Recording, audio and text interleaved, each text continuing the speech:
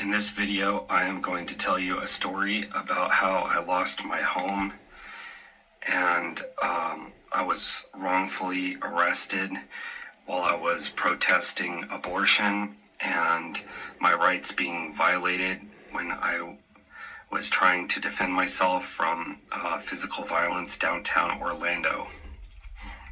President Trump and Governor DeSantis, since this is your state, I thought I would fill you in on a few details of what's going on in Orlando. I have personal information of drugs and other things going on downtown Orlando you're going to hear about in this video. And I am also going to share with you about the corruption in the petition industry that is still going on in your state, Governor DeSantis, even though you made the laws to change and, it was a step in the right direction. However, please watch the full video to find out what exactly is going on. So, anyway, I was downtown Orlando protesting abortion, and this lady came out of the bar and kicked me in the nuts because I guess she didn't like what I was protesting. And I ran across the street and actually she kicked me in the nuts, and when she had kicked me in the nuts, I caught her leg after the assault, and I could have flipped her over, I could have assaulted her, any number of things. However, I decided to let her leg drop to the ground. She ran back inside, and the cops went inside to find her and investigate what was going on. And they came back out and said the whole group of people that was with them doing this bar hopping said that I assaulted her first. So, anyway, they did not do their job and press charges on assault. And one of the people in the party came out and were putting red markers on the street I asked them what they were doing, and they said, "Oh, we're having a training party." And folks, don't get this wrong. I mean, you can do whatever you want. You can be whoever you want. This is America. But, so she said they're having a bar hopping, training party and red dress. And so I figured I'd just wait it out and see where they were going and move my protest up there because, law enforcement was wrong, and, why should they have a good night when I'm in pain and I was just assaulted? So I followed them up the street to the next bar, which was the Bullet Bar, owned by Maddie Terasai. Wait, let me get that name right for you. Maddie Terasai. I don't know how to spell his name exactly, but it was a bar I had gone to many times and been a patron of.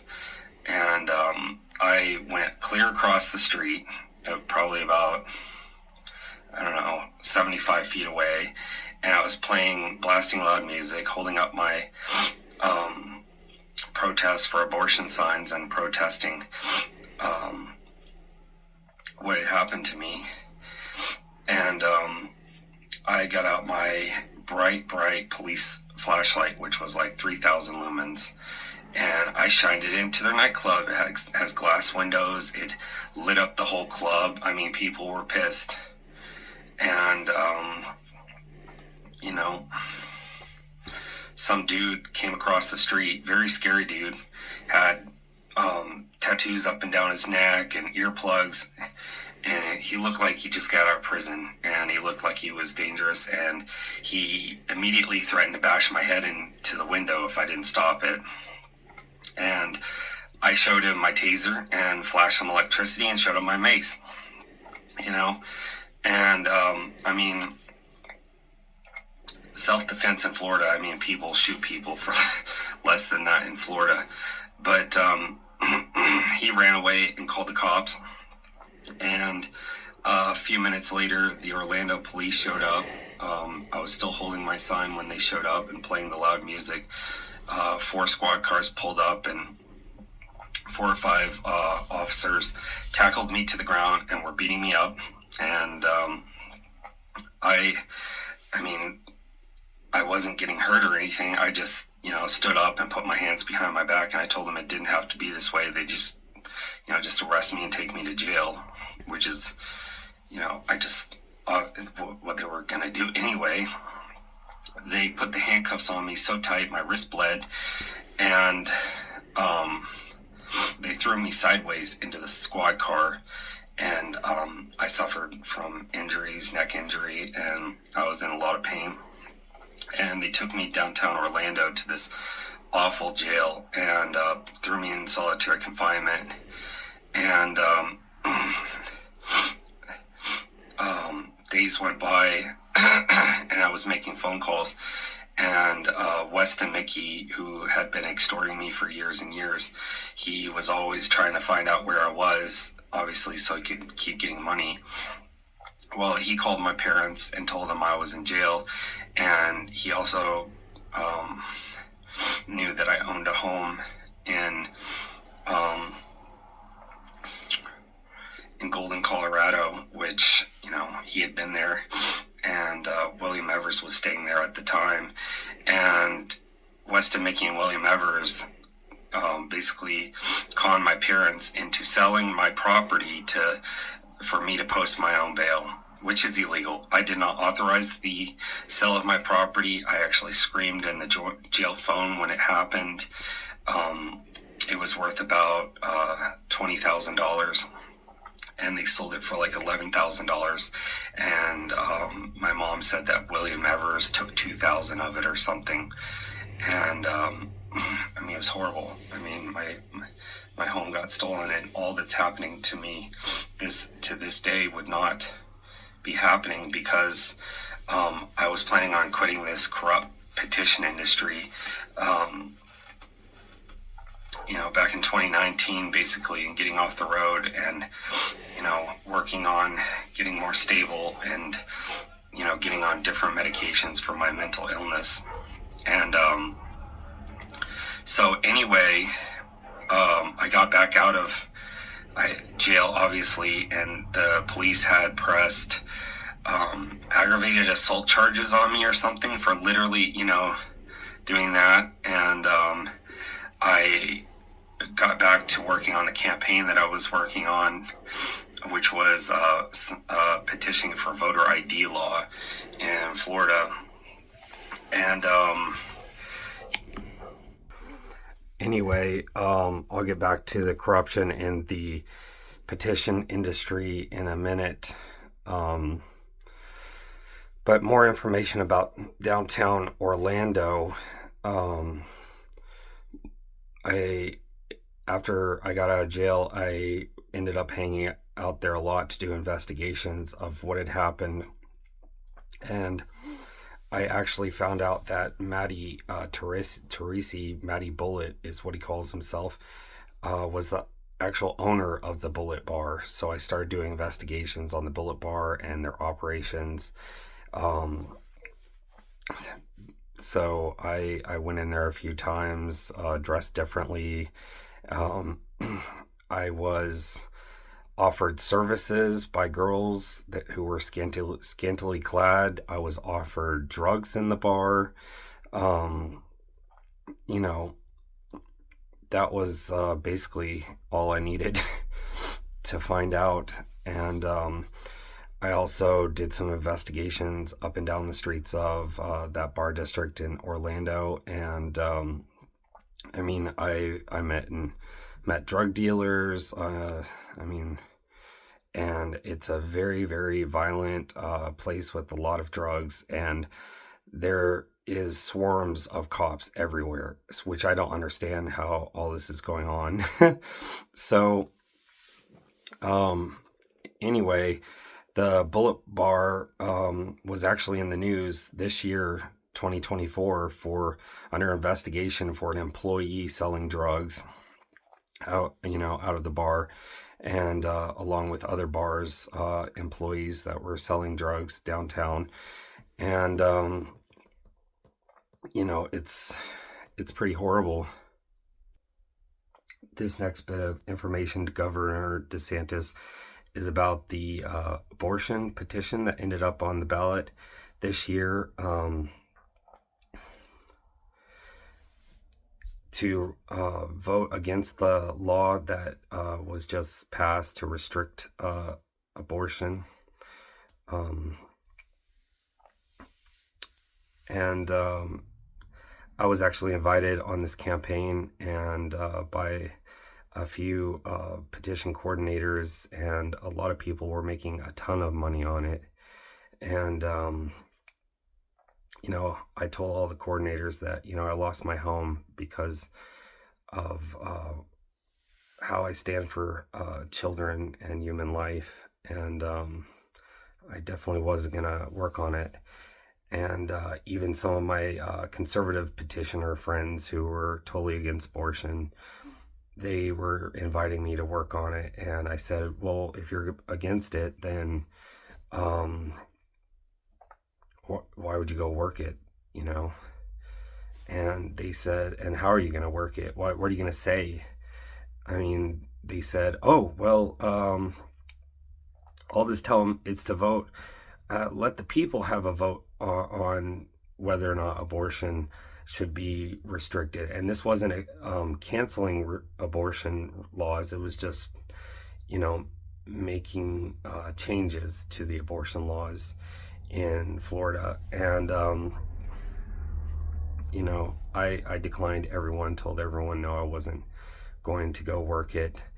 But Governor DeSantis, I appreciate you trying to change the petition laws in Florida and tightening who can come work on these petitions, because there are a lot of criminals and there's a lot of criminal activity behind the petition industry, and a lot of shady stuff that has gone on in your state that I have specific knowledge of.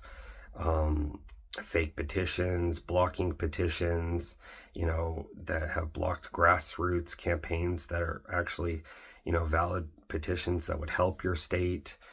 Mark Jacoby did one to block a campaign there in Florida. It's what's called putting out a plebiscite. Well, basically, he put out a plebiscite that was just like the real petition, so everyone thought they were signing the real petition, and they were actually paying the petitioners more than the real grassroots petition. And there's even a lot of petitions that have gone on in your state where people are paid to just literally leave the state of Florida, and stop petitioning so things don't get on the ballot. That's a other type of blocking campaign, and millions of dollars are run through these blocking campaigns that have made Mark Jacoby a millionaire. And there's other money laundered in other ways, like when these blocking campaigns come up, petitioners even go to Florida to, stay there for a week or two, pretend like they're petitioning, and get $10,000 to leave the state. And, there's voter fraud, voter forgeries going on. And, there's all kinds of corruption. It runs very deep in this petition industry. And, I know you also changed the law regarding petitions in Florida, so it's paid hourly to stop this kind of big money coming into the petitions in Florida, and stop some of the corruption. However, on paid petitioner website and other website Facebook pages. The coordinators are still even offering per signature price, or they do it hourly. And let's say you got 20 signatures a day, you'd be making $10 an hour. And other people, like if they get 200 signatures a day, they make $100 an hour. The coordinators are still matching up the per hour price for how many signatures they get to make it look like it's hourly, but they're still making it so that petitioners are getting paid per hour. And they're not doing the tax filings right. The petitioners aren't getting any kind of employee benefits that would come with an hourly wage or anything like that. So the petition industry in general in the United States is destroying many other states in the nation. And there needs to be great oversight, an oversight committee for these sort of things. And if not completely done away with in the states. And President Trump, I also have inside information on how a gun wound up in a mentally ill homeless person's hands. And there was a school shooting and kids got shot in Butte County, California. And Mike Ramsey should be held accountable for allowing the crime and the drugs and the corruption.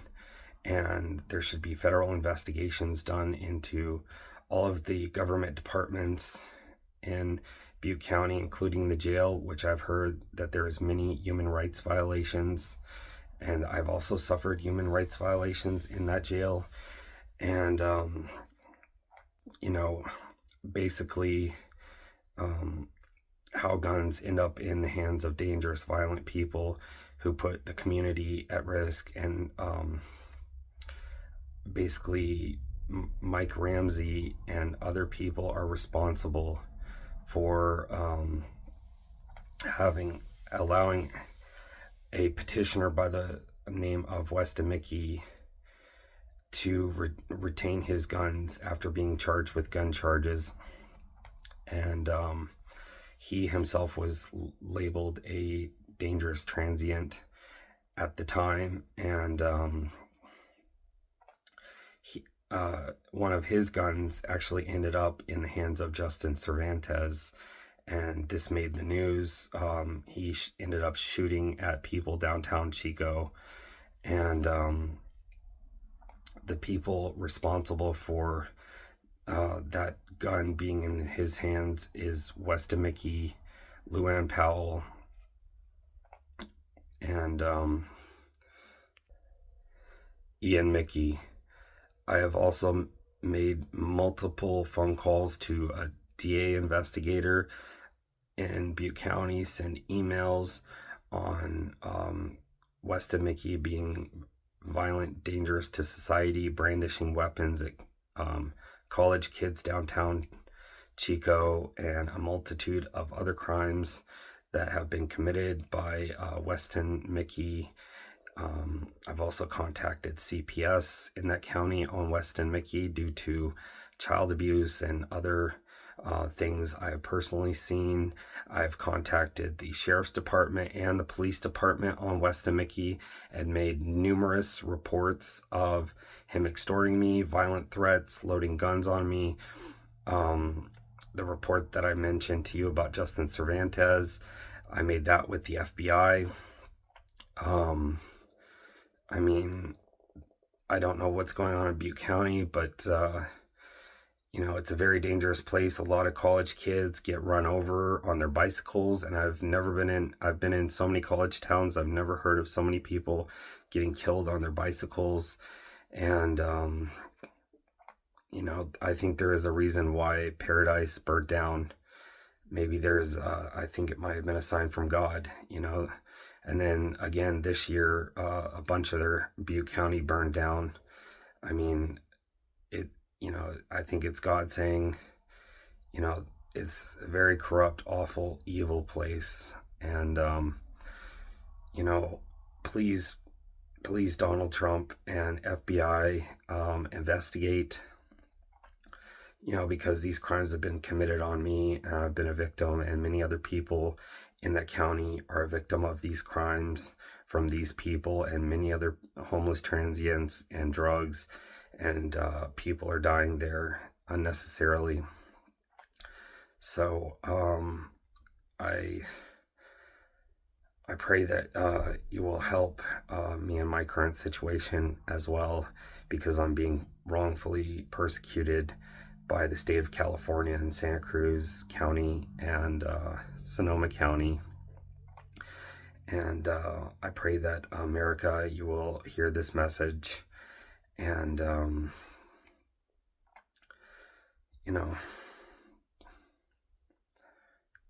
turn to God. Thanks for watching the whole video, folks. God bless.